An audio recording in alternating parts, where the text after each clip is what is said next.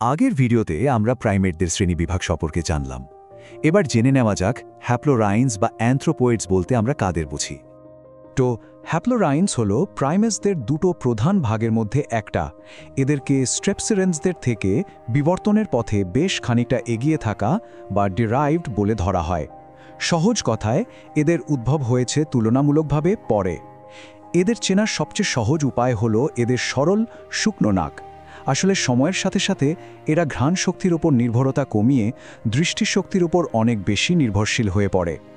আর এই বিশাল গ্রুপটার মধ্যেই কিন্তু টার্সিয়া, সব রকমের বানর আর এপসরা পড়ে। হ্যাপ্লোরিন্সদের মধ্যে যে প্রথম বড় ভাগটা করা হয় সেটা মূলত করা হয়েছে দুটো জিনিসের ওপর ভিত্তি করে। এক, এরা কোথায় থাকে, আর দুই, এদের শারীরিক গঠন। আর এই পার্থক্যের সবচেয়ে বড় সূত্রটা কিন্তু লুকিয়ে আছে এদের নাকের মধ্যেই। হ্যাপ্লোরাইন্সদের মূলত নাকের গঠন দেখেই দুটো প্রধান দলে ভাগ করা যায়। যেমন একদিকে আছে প্ল্যাটিরাইন্স, যাদের নিউ ওয়ার্ল্ড মাঙ্কিজও বলা হয়। এদের নাকের ছিদ্রগুলো হয় গোল আর সোজা সামনের দিকে ফেরানো। অন্যদিকে আছে ক্যাথারাইন্স, মানে ওল্ড ওয়ার্ল্ড অ্যানথ্রোপয়েডস, যাদের নাকের ছিদ্রগুলো একটু লম্বাটে, মানে ডিম্বাকৃতির, আর নিচের দিকে ঘোরানো। শুধু এই একটা বৈশিষ্ট্য দেখেই কিন্তু এই দুটো দলকে বেশ সহজে আলাদা করে ফেলা যায়। তাহলে প্ল্যাথেরিনারদের নিয়ে আরেকটু ডিটেলসে কথা বলা যাক। এদেরকে নিউ ওয়ার্ল্ড মাঙ্কিজ বা নতুন বিশ্বের বানর বলার কারণ হলো এদেরকে শুধুমাত্র উত্তর ও দক্ষিণ আমেরিকা মহাদেশেই পাওয়া যায়। এদের প্রধান বৈশিষ্ট্য তো আমরা জেনেই গেছি, গোল আর সামনের দিকে মুখ করা নাক। আচ্ছা, লেটেস্ট রিসার্চের ফলে এদের ক্লাসিফিকেশনে কিন্তু বেশ কিছু পরিবর্তন এসেছে আর অনেক নতুন গোত্র তৈরি হয়েছে। স্পাইডার মাঙ্কি হলো এদের একটা খুব ভালো উদাহরণ। এবার আসি ক্যাটারাইন্স বা ওল্ড ওয়ার্ল্ড অ্যানথ্রোপয়েডসদের কথায়। এদের পাওয়া যায় আফ্রিকা আর এশিয়া মহাদেশে, মানে ওল্ড ওয়ার্ল্ড বা পুরানো বিশ্বে। এদের নাকের ছিদ্র ডিম্বাকৃতির আর নিচের দিকে ঘোরানো। এই ক্যাটারাইন গ্রুপটা আবার দুটো খুব গুরুত্বপূর্ণ শাখায় ভাগ হয়ে গেছে। একদিকে আছে ওল্ড ওয়ার্ল্ড মাঙ্কিজ বা পুরানো বিশ্বের বানর, আর অন্যদিকে আছে এপস বা এপস, যে গ্রুপটার মধ্যে কিন্তু আমরাও পড়ি। বেবুন হলো ক্যাটারাইনদের একটা খুব পরিচিত উদাহরণ। যেহেতু ক্যাটারাইনদের মধ্যে বানর আর এপস দুটোই আছে, চলুন এবার এদের মধ্যেকার পার্থক্যটা একটু দেখে নিই আর এদের ক্লাসিফিকেশনটা আরেকটু ভালোভাবে বুঝে নিই। ওল্ড ওয়ার্ল্ড মাঙ্কিদের মধ্যেও কিন্তু দুটো বেশ আলাদা গ্রুপ আছে, আর এদের পার্থক্যটা মূলত এদের খাবার দাবারের অভ্যাসের ওপর। একদিকে আছে সার্কোপিথিসিন্স, যেমন ধরুন ব্যাবুন বা মাকাক। এদের একটা মজার বৈশিষ্ট্য হলো এদের গালের ভেতরে থলি বা পাউচ থাকে, যেখানে ওরা কিছুক্ষণের জন্য খাবার জমিয়ে রাখতে পারে। অন্যদিকে আছে কলোবিনস, যেমন হনুমান।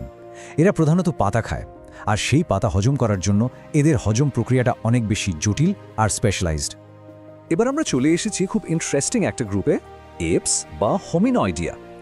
বানরদের থেকে এপসদের আলাদা করার সবচেয়ে সহজ উপায় হলো এপসদের লেজ থাকে না।